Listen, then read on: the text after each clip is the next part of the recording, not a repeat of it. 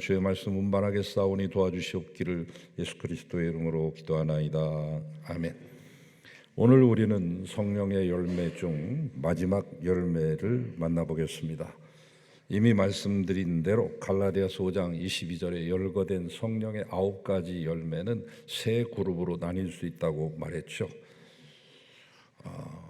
편의적으로 구분한 것입니다만, 절대적이라고 보기는 그렇습니다만, 사실 구분 자체가 무색할 정도로 다 하나이지만은 굳이 나눈다면 내면적인 열매로서의 이 세 가지의 열매, 사랑과 기쁨과 평화의 열매가 있습니다.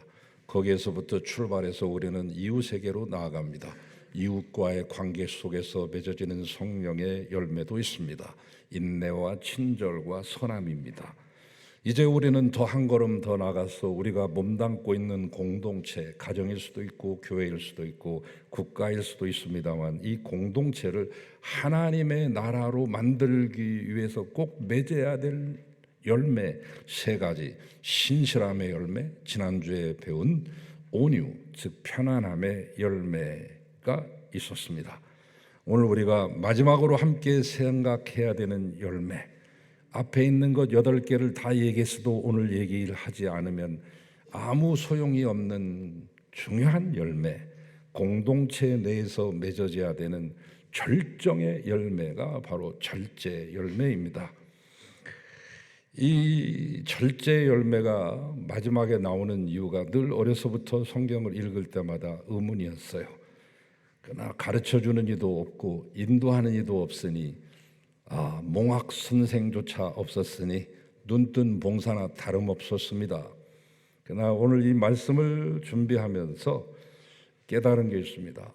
이 9가지 열매의 매듭 총결산 핵심 결론이 절제구나. 다른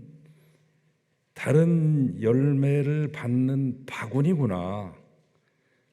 다른 열매들 8가지가 다 아름다운 꽃잎들이라고 하면, 이 9번째 절제는 그 꽃잎들이 흩어지지 않게끔 받쳐내는 꽃받침대와 같은 것이구나. 제 아무리 많은 성령의 열매를 맺어도 담을 그릇이 없다면 모두 쏟아버릴 수밖에 없죠. 구슬이 서말이라도 꿰어야 보배가 되듯이 그 꿰는 줄, 이것이 바로 절제다. 어쩌면 가장 어려운 것일 수 있습니다. 그렇기 때문에 성령의 열매 가운데 맨 마지막에 등장하는지도 모르겠습니다. 모든 것을 포함하고 감싸는 것이 이 절제입니다. 그 모든 것들이 절제가 없이는 전혀 불가능한 것들인 것입니다. 사랑도 그렇고 기쁨도 그렇고 평화도 그렇습니다. 그래서 여기 우리가 주목해야 되는 것은 성령의 열매들이라고 표현하지 않았다는 것. 무려 9개가 등장함에도 불구하고 복수형을 쓰지 않았다는 것, 유의해 볼 필요가 있죠. 단수로 나옵니다. 성령의 열매. 그래서 이 9가지가 그냥 한 세트로 나오는 거죠. 그것을 의식하시면서 이제 오늘 말씀에 들어가겠습니다. 절제라고 하는 것은 고대 그리스, 히랍, 헬라의 세계에 있어서는 지도자들에게 요구되는 특별한 덕목이기도 했습니다. 일반인 평민들 말고 지도자들에게. 아리스토텔레스도 그런 얘기를 했고요. 여러 가지 얘기를 했습니다만, 그런 이 절제의 덕목이 드디어 성경에도 등장한다는 거죠. 갈라디아서 5장 22절에 성령의 열매로서 버젓이, 그것도 마지막 대표주자. 마지막 피니쉬 라인은 누가 뛰는 거예요? 제일 잘 뛰는 사람이 뛰는 거예요.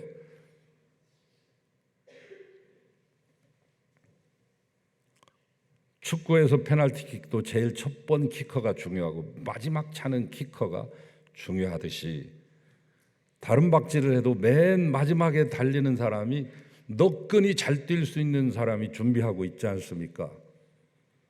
그래서 헬라 철학에 있어서 그리스 세계에서의 이 절제라고 하는 것은 이 지도자에 갖춰야 될 덕목 중에 내면적인 것이라고 한다면, 성경에 등장하는 이 성령의 열매로서의 절제는 그런 것이 아니라 매우 공동체적인 의미를 가지고 있다. 그러면 오늘 성경이 말하고 있는 이 공동체적인 의미에서의 절제는 뭘까? 그 말씀을 해보죠. 먼저는 자신의 몸의 욕망을 통제하는 것을 말하고 있습니다. 절제의 덕목은 누구보다도 사도 바울에 의해서 도입된 덕목이기도 합니다. 사도 바울이 헬라 철학에 있는 그 단어를 끌고 들어왔어요. 성경에. 그는 대체로 이 절제라고 하는 용어를 몸의 욕망을 통제하는 데 사용했어요. 바울은 먼저 고린도전서 9장 25절을 통하여서 절제를 운동선수, 그 가운데서도 특별히 다름박질하는 선수의 절제를 언급하면서 그리스도인들의 절제를 비교하고 대입시키고 있습니다. 그 당시 이제 고린도를 잘 아실 필요가 있는데 바울이 무려 18개월 동안 머물면서 선교했어요. 물론 에베소는 3년 최장 목회를 했지만 그 다음으로 두 번째 최장기 목회를 한 곳이 어디냐? 고린도입니다. 다른 데는 며칠 있다 가기도 하고 몇 주, 3주 머물기도 하고 많아봐야 몇 달 꼬박 있다가 1, 2, 3차 전도여행 때 그런 식으로 했는데 유독 에베소와 고린도만은 심혈을 기울였다는 것을 알 수 있죠. 그 당시 에베소는 45만 명의 인구를 가지고 있었고 당시 고린도는 75만 명의 인구를 가지고 있었습니다. 두 개의 항구, 내항과 외항이 있을 정도요. 인력으로 그 이스티미아 협곡 계곡을 뚫어 가지고 운하를 만들어서 그냥 바로 직통으로 바다로 빠질 수 있게끔 만드는 거대한 그런 토목공사를 했던 현장이 이스티미아인데 바로 이곳에서 경기가 많이 열렸어요. 고대 그리스에서 시작된 BC 776년부터 시작된 고대 올림픽, 그것이 한 몇백 년 이렇게 천 몇백 년 잠자고 있다가 나중에 1898년도 4년도구나 1894년 쿠베르탱 남작에 의해서 근대 올림픽으로 부활했습니다마는 바울이 복음을 전하는 그때는 올림픽이 한참 진행되고 있을 때입니다. 로마는 이 그리스도를 먹었습니다. 모든 길은 로마로 통하고 로마에 가면 로마의 법을 따라야 되는 속담을 낳을 정도의 이 거대 로마 제국에서 이 그리스도를 흡수하면서 문화와 문명과 모든 풍습까지 다 흡수하고 심지어는 신화까지 흡수하고 그들의 이 스포츠까지 다 그대로 고스란히 흡수를 하게 되죠. 그래서 그들은 올림픽 경기를 만들죠. 원래는 6년마다 모이다가 5년으로도 바꿨다가 7년으로도 7년 만에 한 번씩 하다가 너무 길다 그래서 4년으로 정착됩니다. 여기에는 올림픽만 있었던 것이 아니라 고린도 자체 내에서 만든 고유의 축제가 있습니다. 아까 말했던 그 협곡 계곡, 이 운하의 이름을 따서 이스티미아 제전인데 고대 그리스 4대 이 제전 대회 종합 경기의 하나예요. 올림픽을 능가할 만큼 어마어마한 75만의 인구, 지금으로 말하면 1,500만에서 2,000만 명 정도 되는 대도시라고 보시면 됩니다. 그곳에서 열리는 제전이니까 대단하죠. 다 우통을 벗어제끼고 아랫도리까지 벗고 권투를 하고 그레코 로만 레슬링을 하고 그 다음에 중요한 경기, 그것도 옷을 벗고 뛰었는데요. 기록을 단축하기 위해서 뛴 거예요. 달리기. 사도 바울이 말합니다. 저 사람들을 보라. 그 하잘것없는 월계관, 면류관이라고 말하지만 사실은 야생 샐러리로 엮어가지고 만든 거예요. 여러분 샐러리 아시죠?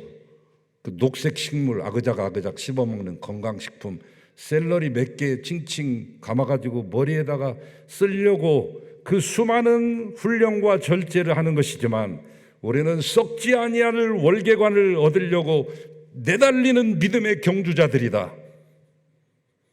절제란 자신의 몸의 욕망을 최대한 통제하며 월계관을 얻는 것을 목표로 하는 운동선수에게서 최대 덕목이듯이 우리 신앙인들에게도 절제, 이 셀프 컨트롤이 우리 신앙에 있어서 성령의 열매를 맺는 데 있어서 종합판이며 결정판이며 최고의 핵심이다.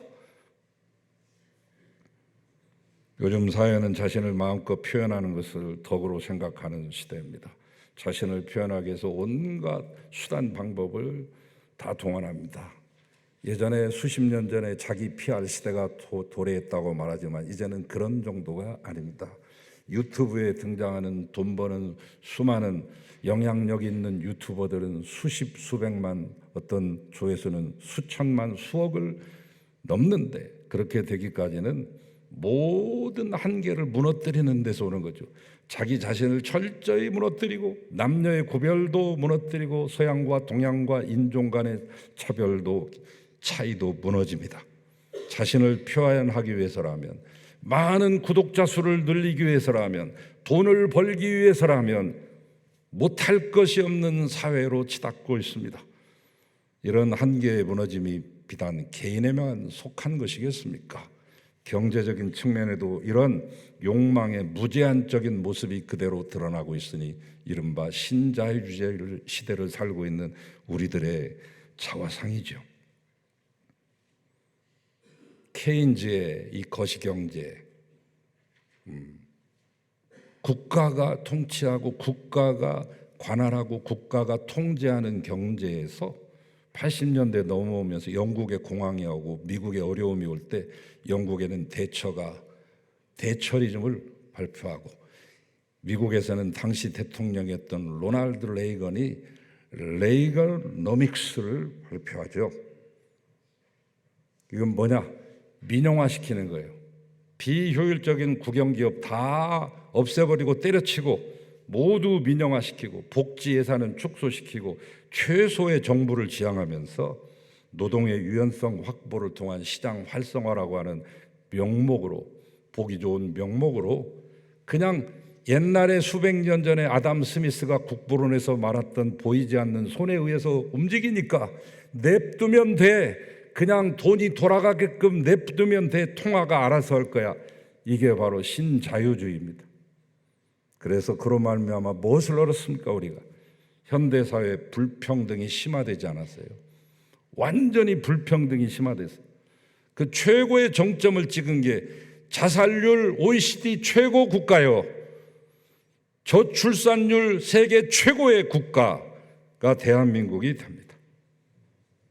여러분, 이제는 1988, 응답하라 1988의 저 쌍문동의 그 아름다운 그런 공동체적인 이웃 간의 그런 아름다운 추억이 다 사라졌어요.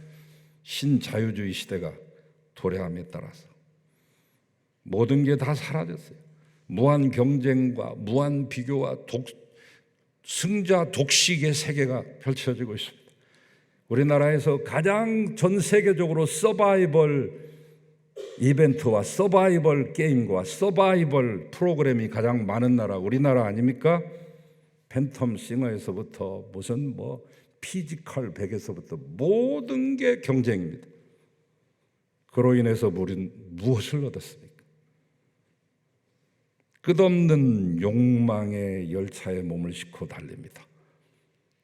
욕망이라는 이름의 전차라고 하는 희곡이 1947년 윌리엄 테네시 윌리엄스에 의해서 희곡이 발표되고 그 다음에 퓰리처상을 획득하면서 3년 후에 돈이 되겠다 해서 엘리아 카잔이 욕망이라는 이름의 전차라고 하는 영화를 만들잖아요. 거기에 여주인공이 뉴올리언즈의 땅에 내렸을 때 그 길 가는 휴가 나온 해병, 수병을 붙잡고 길을 묻습니다. 자기 여동생이 살림 차린 집에 찾아가려고. 온갖 인생 풍파를 다 겪은 이 여인이 자기 여동생 집을 찾아갈 때 저기 혹시 욕망이라고 하는 이름의 전차 어디서 타는지 아세요? 묻습니다. 제 동생이 말하기를 욕망이라고 하는 이름의 전차를 타고 가다가 묘지라고 하는 전차로 갈아타서 거기까지 몇 정거장을 더 가게 된 다음에 엘리안스 6정거장 간 다음에 엘리안스 필즈에서 내리라고 합니다. 그러려면 먼저 욕망이라고 하는 이름의 전차를 타야 되는데 어디서 타나요? 그때 이 수병이 마침 코너를 돌아오는 욕망이라고 하는 이름의 전차, 그 당시에는 뉴올리안스의 이 디자이어 라인이라고 욕망 절차라고 하는 게 실제로 있었어요. 돌아오는 저것 타시면 됩니다. 여러분, 욕망이라고 하는 이름의 전차 다음에 갈아타는 전차의 이름은 묘지라고 하는 전차. 끝도 없이 달려가는 우리가 갈 곳은 묘지에 다다른 것. 이러한 사회를 향해 우리 기독교가 할 수 있는 일이 뭡니까? 저와 여러분이 해낼 수 있는 일이 뭐겠습니까? 절제 열매, 욕망의 절제를 외쳐야 돼. 욕망에 대한 절제 없이 우리 인류 공동체의 미래는 암담하기 짝이 없습니다. 지구 온난화 맛보셨죠? 이상 기후 체험하시죠? 생태 파괴를 눈으로 목도하고 계시죠? 코로나 팬데믹 겪어보지 않으셨습니까? 욕망이라고 하는 이름의 전차 unstoppable, 멈출 수 없는, 브레이크가 파열된, 아예 브레이크 자체가 없는 욕망이라고 하는 이름의 전차에 우리는 모두 몸을 실었습니다. 승자도 패자도 없는 전쟁이 우크라이나와 저 이스라엘 팔레스타인 땅에서 일어나고 있습니다.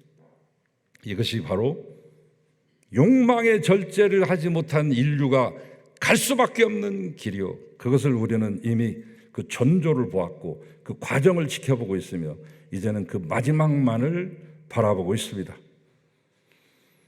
우리는 이 교회에서부터, 나의 신앙생활에서부터 욕망을 통제하는 절제 열매를 맺어감으로 욕망이라고 하는 이름의 전차를 싣고 몸을 싣고 가는 이 인류 공동체를 향해, 우리의 이웃들을 향해 이렇게 살아봐, 이 길이 살 길이야 라고 하는 대안과 희망을 제시할 수 있어야 됩니다. 이것이 바로 성령의 열매, 9번째 열매, 절제의 열매가 우리에게 오늘 외치고 있는 메시지입니다. 절제는 힘을 통제하는 것을 말하죠. 오늘 본문 말씀에 자기의 마음을 다스리는 자는 성을 뺏는 자보다 낫다라고 잠언서에서 말씀했습니다. 자기의 힘을 다스릴 줄 아는 자가 가장 훌륭한 믿음의 소유자입니다. 이런 힘을 통제할 줄 아는 사람이 많은 곳이 건강한 공동체가 됩니다. 반면에 조금만 힘을 가지고 있어도 그 힘을 쓰지 못해서 안달이 나면 그 공동체는 혼란의 길을 겪을 수밖에 없으며, 특별히 지도자가 그러하면 그 나라는 불운하고 불행한 것이죠. 절제하는, 자기가 할 수 있는 능력이 있을지라도 그것을 하지 않을 능력을 말하는 겁니다. 절제는 힘이 고도로 통제된 상태를 말합니다. 낙타의 절제를 아십니까? 낙타는 그리 느린 동물이 아닙니다. 보통 달리면 한 45km, 시속 45km로 달려요. 마라토너보다 2배 더 빠른 거죠. 경주마가 돼서 훈련시키면 65에서 75km까지 되달릴 수 있습니다. 요 얼마 전에 끝난 오스트레일리아 아웃백 저 사막에서 달린 경주마 대회에서 낙타가 시속 88km를 끊었습니다. 실험적으로 말하고 빠르기를 비교하기 위해서 말하고 달리기를 276km를 달렸습니다. 쉬지 않고 거의 똑같이 도착했습니다. 그런데 그 다음날 말은 일어나지 못하고 죽었고, 낙타는 계속해서 그 다음 수백 킬로를 쉬지 않고 달릴 수 있었는데, 이 모든 것들은 절제에서 오는 것이죠. 그렇게 빨리 달릴 수 있음에도 불구하고 그는 사막에 들어가면 자기를 철저히 절제합니다. 시속 5km 그 이상을 넘지 않습니다. 외부에서 침투하는 열기로 감당하기 어려운데 마음마저 성급하게 내달리면 그 열기를 감당할 수 없어요. 체감온도 55도, 60도를 육박하는 그 아프리카의 사막에서. 그래서 낙타는 행동 하나하나를 절제하며 아끼는 것입니다. 사람으로 친다면 낙타는 수도자라고나 할까? 수도자와 거의 같습니다. 어떤 환경에서도 자기의 분수를 벗어나지 않습니다. 남이 뛴다고 함부로 뛰지 않습니다. 항상 담담하게 일정하게 걷습니다. 동일한 보폭으로 걷습니다. 주어진 길을 묵묵히 갑니다. 그 느림과 비움의 방식으로 낙타는 그 뜨거운 사막에서 최후의 승자가 되는 것이죠. 한 가정에서 힘의 절제, 가부장적인 대한민국 전통에서 대부분 남자 가장들이 가지는 그 막강한 힘 함부로 쓰면 자녀를 향하여 그것이 절제되지 않고 그대로 쏟아붓게 되면 평화는 그 순간 깨지는 것이죠. 부모들이 자녀를 향한 힘의 사용을 절제할 때 평화는 이루어집니다. 교회도 마찬가지. 사실 교회 보면 다 완벽한 교회가 단 하나도 없잖아요. 세상에 완벽한 교회가 어디 있습니까? 다 못마땅한 일이요 지적하나만 일들이 눈에 보이기 시작하고 눈에 들어오는데 왜 저러나 하고 지적받을 일들이 비일비재하겠으나, 그러나 그것이 이단이 아니고 그것이 교리를 완전히 해치는 것이 아니며 교회를 망하게 하는 일이 아니라면 지적하는 것도 넘어갈 줄 아는 절제의 능력, 힘의 통제가 있어야 됩니다.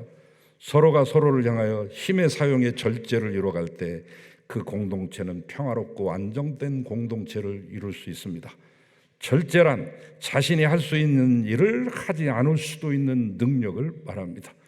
우리 공동체를 건강하고 평화스럽게 하기 위해서는 이런 힘의 사용에 대한 자기 통제, 이런 절제의 성령의 열매가 여러분에게도 맺어지기를 주의 이름으로 축원합니다. 한 가지만 하고 마치겠습니다. 절제에 있어서 이거 빼놓으면 섭섭할 것 같아요. 못내 제가 야고보서의 그 절제의 그 절정 클라이막스를 보여주는 것은 언어의 절제입니다. 야고보서는 단순히 행함의 미덕을 가리키는 게 아니라, 행함과 믿음이 충돌하는 장이 아니라 사랑으로서 표현된 믿음을 보여주는 믿음의 진수를 보여주는 말씀인데, 그 가운데서 빼놓아서는 안 되는 말씀, 그 어느 곳 잠언서보다, 그 어떤 지혜서보다 말의 절제에 대해서 가장 실감나게 디테일하게 말한 것이 야고보입니다. 야고보서 3장 2절, 우리는 다 실수를 많이 저지릅니다. 누구든지 말에 실수가 없는 사람은 온몸을 다스리는 온전한 사람이 됩니다. 말실수로 파생되는 파괴적인 결과에는 아무리 강조해도 지나침이 없죠. 그래서 야고보는 말했습니다. 말 통제하는 사람이 온전한 사람이라고 극찬을 아끼지 않고 있습니다. 말하기 전에 한 번 멈추시고, 말하기 전에 한 번 숨을 쉬시고 말하는 습관을 지니십시오. 그렇게 함으로 점차 말을 절제하는 것을 배우게 될 것입니다. 절제 없이 즉각 쏟아내는 말은 상대방에게 상처를 주고 공동체를 파괴시키지만, 말을 내뱉은 당사자 또한 곤란의 지경에 이르게 되니까요. 말의 절제를 위해서는 무엇보다도 먼저 듣는 대로 보는 대로 즉각적으로 말하지 않는다는 것이 중요합니다. 절제와 자유에 대해서 말하고 말씀 마치겠습니다. 절제와 자유, 서로 반대되고 상반되는 개념처럼 보이는데 그렇지 않습니다. 아니, 어떻게 통제하고 절제하는데 자유로울 수 있습니까? 그런데 그게 아닙니다. 진정한 자유는 절제에서 오는 것입니다.